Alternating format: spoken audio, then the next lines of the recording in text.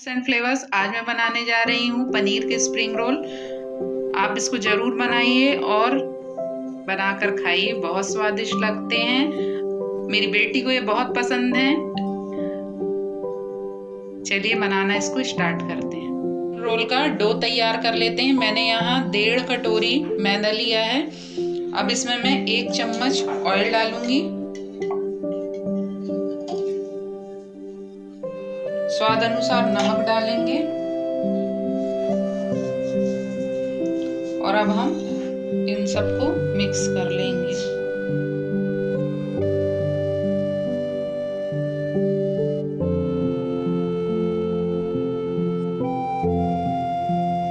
ये अच्छे से मिक्स कर लिया है ऑयल और नमक।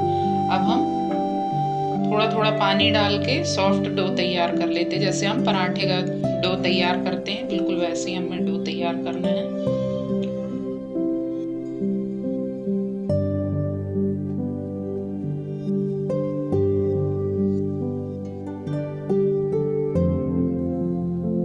देखिए डो बनकर तैयार हो गया है, एकदम सॉफ्ट है।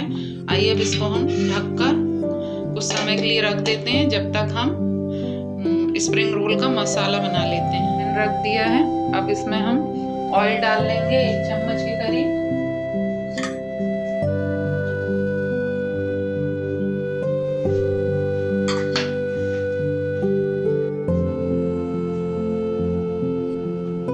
मैंने गैस ऑन कर दी है।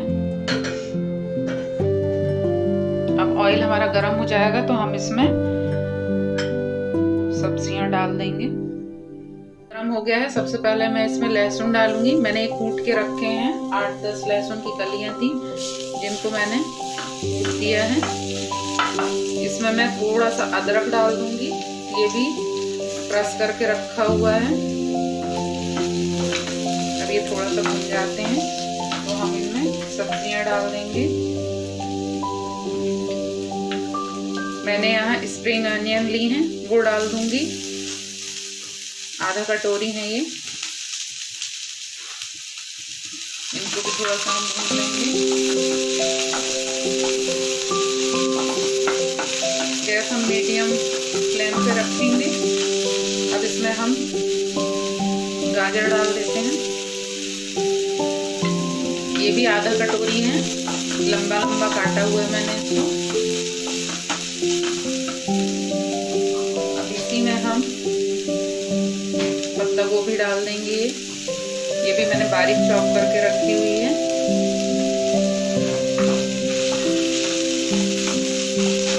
इन सबको हम हल्का सा इसको हम भूनेंगे, ज्यादा नहीं भूनेंगे। सब्जियों का क्रंच रहना चाहिए, ये ज्यादा हमको सॉफ्ट नहीं करना है सब्जियां। 1 मिनट के लिए हल्का सा इनको हम भून लेंगे। अब इसमें हम शिमला मिर्च भी डाल देते हैं।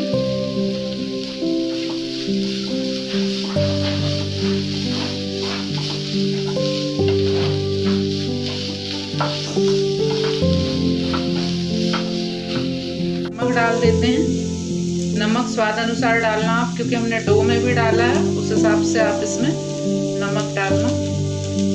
इसको मिक्स कर लेते हैं ताकि नमक सभी सब्जियों में अच्छे से मिक्स हो जाए।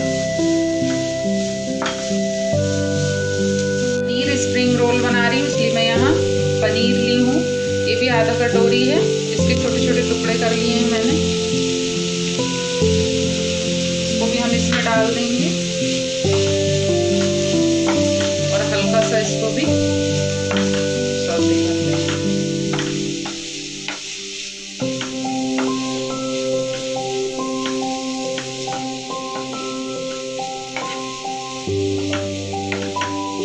पनीर डाल के हम ज़्यादा देर तक इसको नहीं पकाएंगे। इसमें हम अब बाकी के मसाले डाल लेते हैं। यहाँ पर मैं ये काली मिर्च पाउडर डाल रही हूँ। थोड़ा सा चिली फ्लेक्स मुझे अच्छे लगते हैं, इसलिए मैं इसमें थोड़ा सा चिली फ्लेक्स भी डाल रही हूँ। आप चाहें तो डालें, वरना बिना चिली फ्लेक्स के भी आप बना सकते हैं। मैंने यहाँ ग्रीन चिली सॉस भी डाल रही हूँ मैं थोड़ा सा।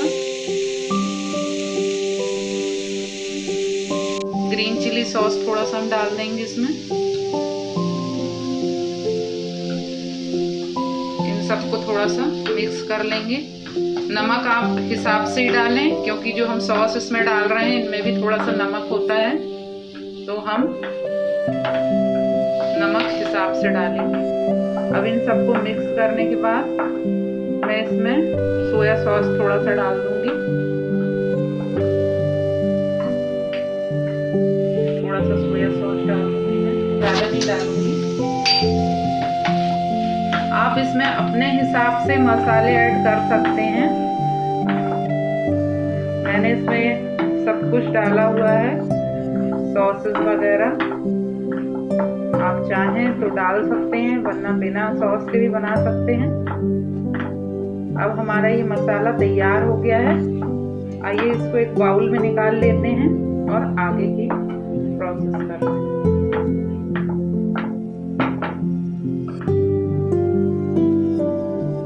ये डो तैयार हो गया है। आइए अब इस डो को हम थोड़ा सा मैदा डाल के इसको थोड़ा सा मसल देते हैं हाथों से।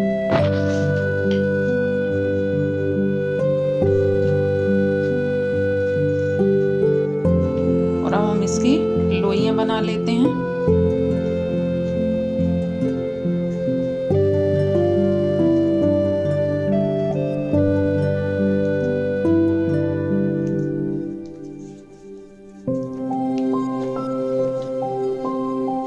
इस तरह से खींचकर लंबा कर लीजिए इसे और इसकी नॉर्मल लोइयां बना लीजिए। ज़्यादा छोटी नहीं होनी चाहिए, जैसे अपन रोटी के लिए बनाते हैं उससे थोड़ा सा छोटी होनी चाहिए।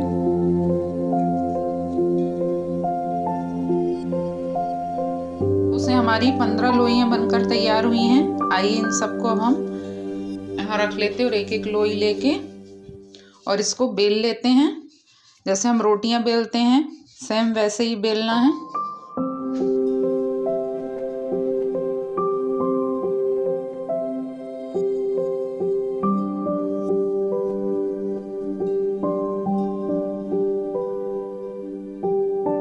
रोटी मैंने बेल ली है। आइए इसको अब हम इसमें रख लेते हैं। इसी तरह से हम दूसरी रोटी भी बेल लेते हैं। थोड़ा सा पत्थर लगाएंगे और इसको भी हम बेलकर तैयार हो गई हैं। ये देखिए, ना ज़्यादा मोटी है ना ज़्यादा पतली, और हमें बीच से बिल्कुल पतला नहीं रखना है बहुत ज़्यादा। अब आइए इन रोटियों पे हम ऑयल लगा लेते हैं।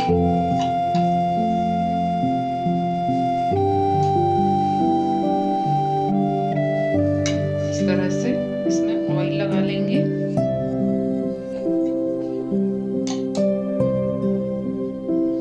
और इसके ऊपर मैदा छिड़क देंगे।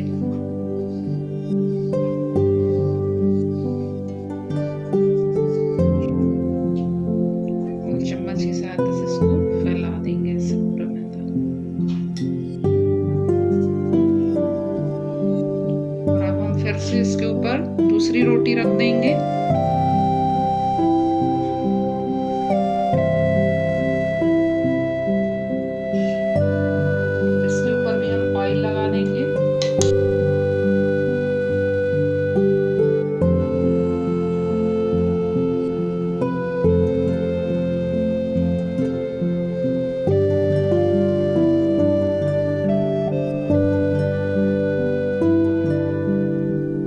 चौथी रोटी रख देते हैं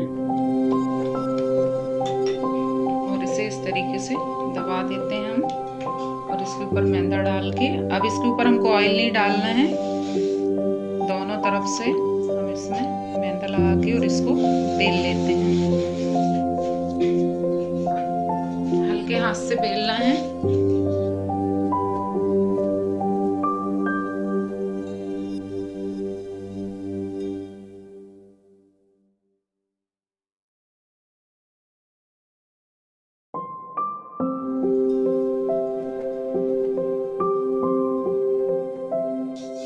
और अब हम ये मिल गई है, ये देखिए। इसको अच्छे से बढ़ा लेंगे थोड़ी रोटियों को बेलकर।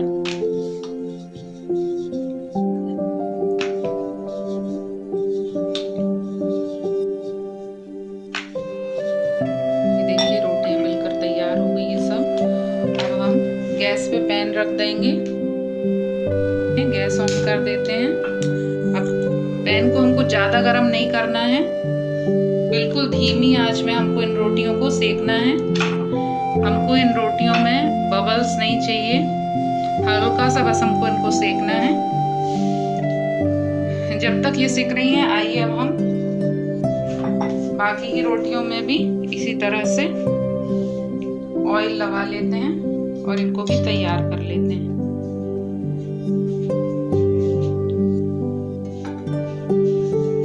ये हमारी दूसरी रोटी भी बनकर तैयार हो गई है। आइए अब पहली रोटी को देख लेते हैं हम। ये देखिए ये हो गई है। अब इसको पलट देंगे। तरफ से भी हमें इसी तरह सेकना है। ये हल्का बिल्कुल सेकना है। देखिए बबल नहीं आए हैं, ये हल्का पक गई है। बस हमको इतना ही सेकना है इसको।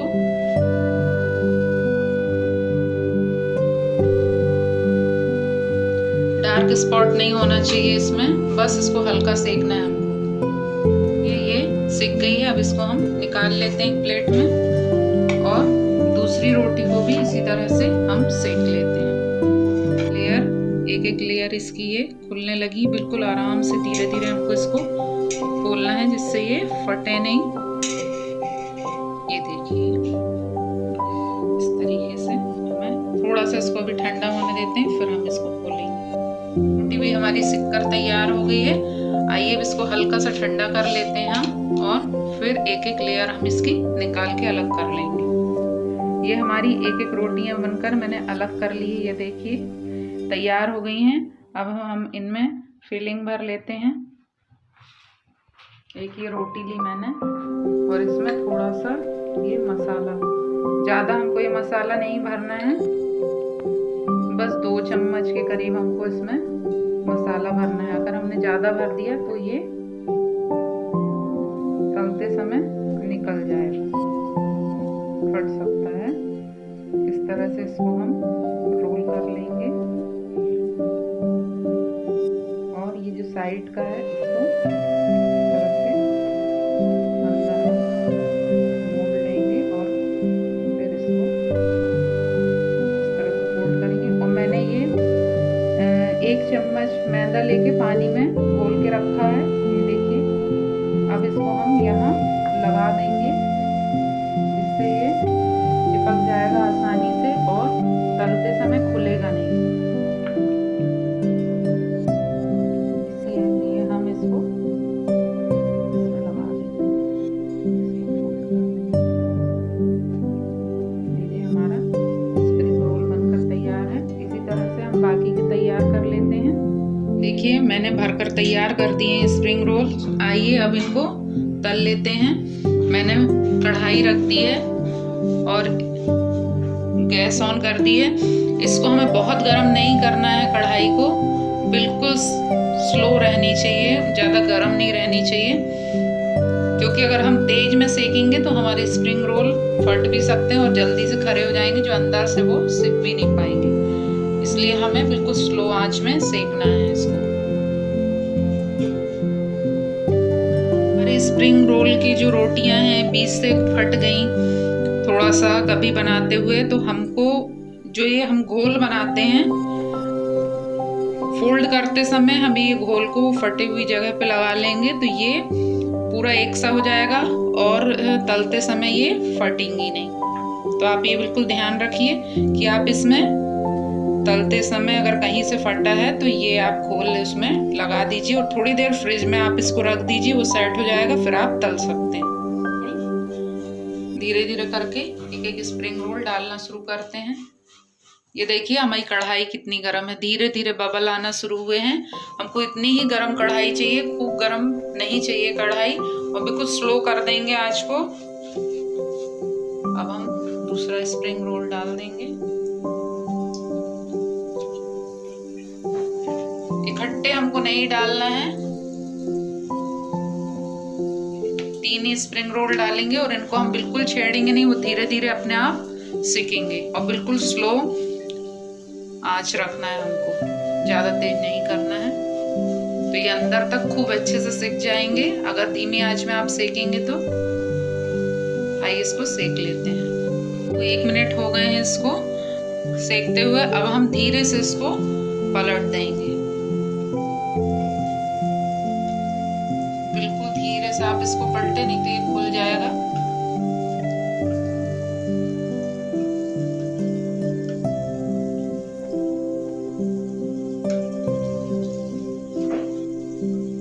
अब इसको हम दूसरी तरफ से भी इसी तरह से धीमी आंच में सेक लेंगे और ब्राउन होने देंगे।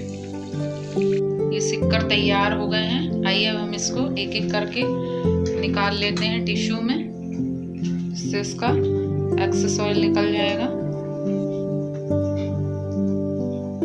देखिए कितने अच्छे सिके हैं, एकदम क्रिस्पी हैं।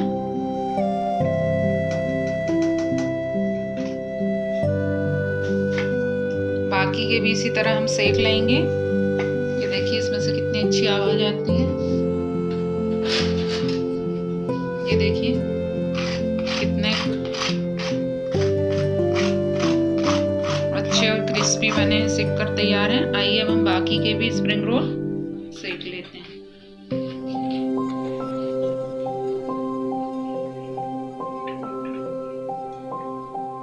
ये हमारे स्प्रिंग रोल बनकर तैयार हैं, कितने अच्छे बने हुए हैं। आइए अब हम इनको सर्व कर लेते हैं। इसको हम काट लेते हैं। देखिए कितने क्रिस्पी हैं ये